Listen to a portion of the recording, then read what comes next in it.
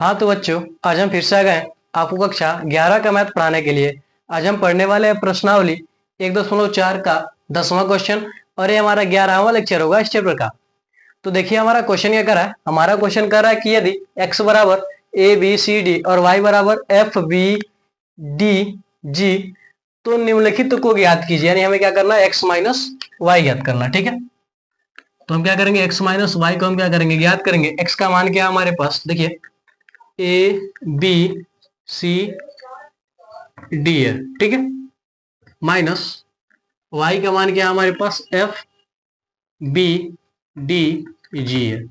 सबसे पहले देखिए आप दोनों में से कौन कौन मिल रहा है। तो बी मिल रहा है और कुछ मिल रहा है, नहीं मिल रहा है। ठीक है, तो बी को हम क्या करेंगे, ए में से क्या करेंगे, माइनस कर देंगे। ठीक है, यानी पहले में से क्या करें, एक्स में से क्या करें, वाई घटा रहे, तो एक्स में से हम क्या करेंगे, बी को हम क्या करेंगे, हटा देंगे। बाकी सारी चीजों को हम क्या करेंगे, वैसे ही रख देंगे जब हम घटाएंगे तब। ठीक है, क्या हो जाएगा हमारे पास, ए सी डी हमारे पास क्या हो जाएगा, इसका आंसर हो जाएगा यानी एक्स माइनस वाई का आंसर क्या हो जाएगा, ए सी डी हो जाएगा। फिर दूसरा देखिए करा वाई माइनस एक्स। ठीक है, तो वाई क्या हमारे पास, एफ बी डी जी है, माइनस एक्स का मान हमारे पास ए बी सी और डी है। ठीक है, तो देखिए हम क्या करेंगे, अब y में से हम क्या कर रहे हैं, x को हटा रहे हैं। ठीक है, तो फिर से देख लेंगे हम कि दोनों में क्या क्या चीजें मिल रही हैं। तो b है और कुछ नहीं मिल रहा। सॉरी, यहाँ पर देखिए d भी मिल रहा है ना, तो d भी नहीं रहेगा इसमें। ठीक है, d भी क्या हो रहा है, मिल रहा है, दोनों चीजें मिल रही हैं। ठीक है, तो क्या करेंगे, b और d को हम क्या करेंगे, y में से हटा देंगे। यानी पहले वाले में से क्या करेंगे, हम b और d को हटा देंगे, तो क्या बचेगा, f बचेगा और क्या बचेगा हमारे पास, g बचेगा। ठीक है, तो ये क्या हो जाएगा, y माइनस एक्स का आंसर हो जाएगा, यह x माइनस वाई का आंसर हो जाएगा। अब तीसरा देखिए आप क्या कर रहा है, तीसरा हमारा कह रहा है कि x इंटरसेक्शन y कर रहा है। ठीक है, तो x का मान क्या हो जाएगा हमारे पास, x का मान देखिए क्या दिया, A B C D intersection y का मान क्या दिया हमारे पास, एफ बी डी जी। ठीक है, तो इंटरसेक्शन आप लोग जानते हैं कैसे निकाला जाता है, देखा जाता है कौन कौन चीजें क्या वेनिस्ट है। जो चीजें वेनिस्ट रहती है वही क्या होता है, इंटरसेक्शन का मान आता है। जैसे देखिए यहाँ पर बी और डी दोनों के यहाँ मिल रही है, तो क्या हो जाएगा, बी कामा डी, दो चीजें मिल रही है, तो दोनों क्या करेंगे, हम लिख देंगे। ये क्या हो जाएगा, एक्स इंटरसेक्शन वाई का क्या हो जाएगा, मान हो जाएगा। तो आप इसका स्क्रीनशॉट ले लीजिए, फिर हम आगे बढ़ते हैं अगले क्वेश्चन की ओर। आप इसका स्क्रीनशॉट ले लीजिए। ठीक है, तो आपने इसका स्क्रीनशॉट ले लिया होगा, तो हम इसे मिटा देते हैं, फिर आगे बढ़ते हैं अगले क्वेश्चन की ओर। ठीक है,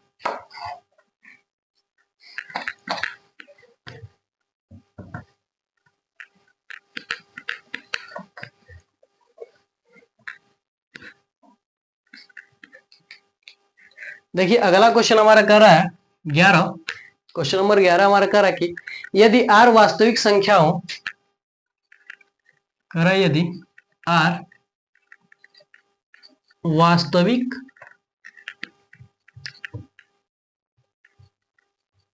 संख्या हो और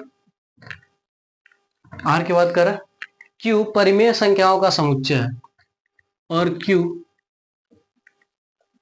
परिमेय संख्याओं का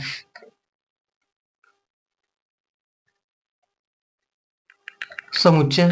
ठीक है, तो आर माइनस क्यू क्या होगा, क्वेश्चन कह रहा है कि आर माइनस क्यू क्या होगा। ठीक है, सॉल्व करेंगे। देखिए यदि आर क्या हमारे पास वास्तविक संख्याओं का समुच्चय है।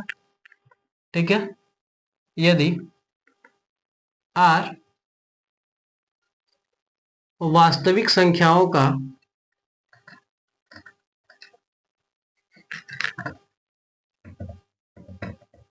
समुच्चय तथा क्यू परिमेय संख्याओं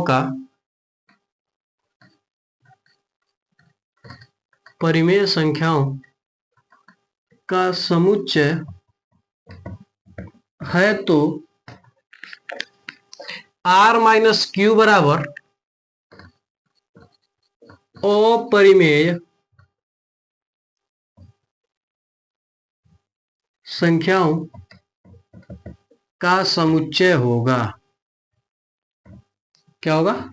जो r माइनस क्यू होगा वो क्या होगा? अपरिमेय संख्याओं का समुच्चय होगा। जैसे मान लीजिए आपकी क्लास में क्या है, कुछ लड़के हैं और कुछ लड़कियां, तो ये क्या हो गया? आपका क्लास का समुच्चय हो गया। ठीक है, r मान लीजिए क्या आपके क्लास का क्या हो गया? समुच्चय हो गया। ठीक है, और यहाँ पर जो q है वो क्या है? गर्ल, यानी जितने आपके क्लास में क्या है लड़कियां, उनके क्या है? समुच्चय। तो जो हम क्या करेंगे, r में से q घटाएंगे, यानी पूरे क्लास में से लड़कियों को हम क्या करेंगे? घटाएंगे, तो क्या बचेगी? लड़के ही बचेंगे। तो मान लीजिए इसको हम कह सकते हैं RQI मान लीजिए। ठीक है, ये क्या है? लड़के क्या है? संख्या। तो इसी प्रकार से जो हमारा वास्तविक संख्या होता है उसमें परिमेय संख्या और अपरिमेय संख्या दोनों होती है। ठीक है, तो दोनों में से हम क्या करेंगे? परिमेय संख्या को घटा देंगे तो क्या बचेगा हमारे पास? अपरिमेय संख्याएं बचेंगे। इसलिए हम लिखा कि r माइनस क्यू अपरिमेय संख्याओं का समुच्चय होगा। तो आप इसका भी स्क्रीनशॉट ले लीजिए, फिर हम आगे बढ़ते हैं अगले क्वेश्चन की ओर। इसका भी आप स्क्रीनशॉट ले लीजिए। तो आपने इसका भी स्क्रीनशॉट ले लिया होगा, तो हम इसे मिटा देते हैं।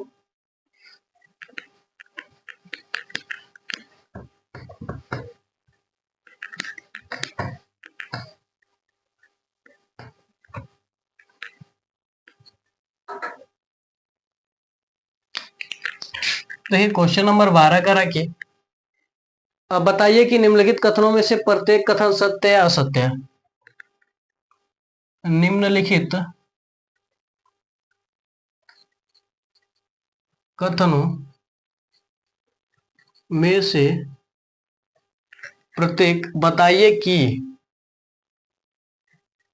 निम्नलिखित कथनों में से प्रत्येक कथन सत्य है या असत्य। अपने उत्तर का औचित्य बताइए।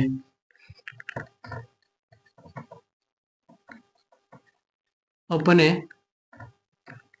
उत्तर का औचित्य बताइए। इसमें पहला देखिएगा कि 2 3 4 5 6 तक है, सॉरी 2 3 4 5 तक ही है, तथा 3 6 असंयुक्त समुच्चय हैं। असंयुक्त समुच्चय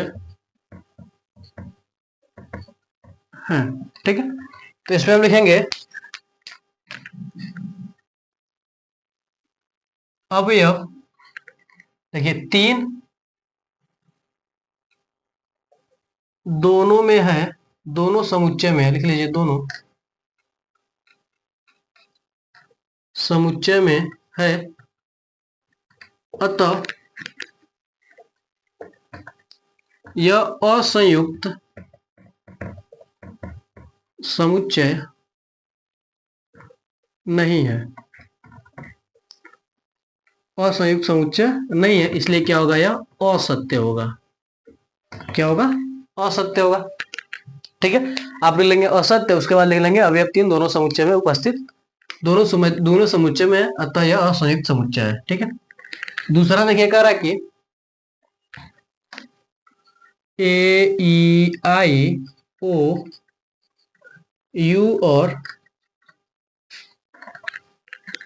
ए बी सी डी असंयुक्त समुच्चय है। ए बी सी डी असंयुक्त समुच्चय है। यह क्या हो जाएगा आपका? यह भी क्या हो जाएगा? असत्य हो जाएगा, क्योंकि देखिए यहाँ पर ए, यहाँ पर भी ये क्या है? असत्य। ठीक है, दोनों क्या, ये भी क्या असत्य है, क्योंकि देखिए ए और ए दोनों मिल रहा है। ठीक है, तो आप ये लिख लेंगे अवयव ए दोनों समुच्चय में उपस्थित है या फिर है, अतः यह असंयुक्त समुच्चय है। लिखेंगे अब अतः यह असंयुक्त समुच्चय, यही क्या करेंगे आप यहाँ पर लिख देंगे पूरा। ठीक है, बस यहाँ पर 3 की जगह पर आप क्या लिख देंगे? ए लिख देंगे। अब आते हैं तीसरे वाले पर। तीसरा कह रहा है कि 2, 6, 10, 14 तथा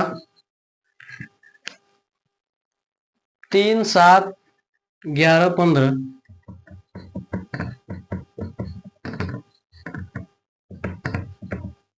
और संयुक्त समुच्चय है। इसमें हम लिखेंगे सत्य है। क्या है? सत्य है, क्योंकि दोनों में क्या है, कोई भी अवयव उपस्थित नहीं है। ठीक है, कि दोनों में क्या है, कोई भी अवयव क्या है, उपस्थित नहीं है, यानी एक समान अवयव दोनों में नहीं है। चौथा में भी देख लीजिए। चौथा आपका 2, 6, 10 तथा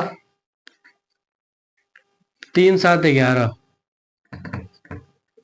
इसमें देखिए कोई नहीं मिल रहा, इसलिए अभी क्या होगा, असंयुक्त ही होगा।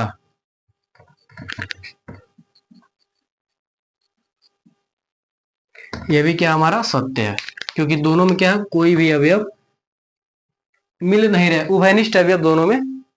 ठीक है, यानी दोनों में क्या है, उभयनिष्ठ अवयव नहीं है, इसलिए क्या है, यह सत्य है। इसलिए मैं लिखेंगे कि दोनों समुच्चय में कोई भी उभयनिष्ठ अवयव नहीं है, कोई भी उभयनिष्ठ अवयव नहीं है, इसलिए यह दोनों क्या है, सत्य है, कि यह असंयुक्त समुच्चय है। ठीक है, तो आप इसका भी स्क्रीनशॉट ले लीजिए। तो आपने इसका भी स्क्रीनशॉट ले लिया होगा। ठीक है, तो हम इसे मिटा देते हैं। तो अगर ये वीडियो आपको अच्छा लगा हो तो आप हमारे वीडियो को लाइक करके अपने दोस्तों में शेयर कर दीजिए और हमारे चैनल को सब्सक्राइब करके बेल आइकन को जरूर दबा दीजिए, ताकि हमारा कोई भी वीडियो आप तक तुरंत ही पहुंचे।